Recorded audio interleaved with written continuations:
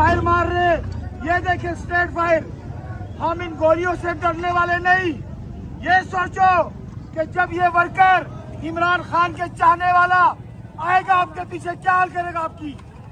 आप समझते हो इस गोलियों से डर गए, इस शेल से डर गए। आपके हेलीकॉप्टर कब से देख रहे। हिम्मत है मोहसिन नकवी, बेगैरत इंसान आज सड़क पे तैर नहीं पाएंगे। हमारे लोगों पे गोलियां मारी है, एक एक चीज का हिसाब ले लेते हैं।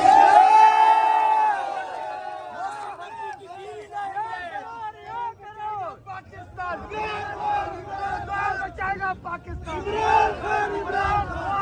जिंदाबाद। आगे आगे छोड़ दो, ऊपर आना बांध दे पहले।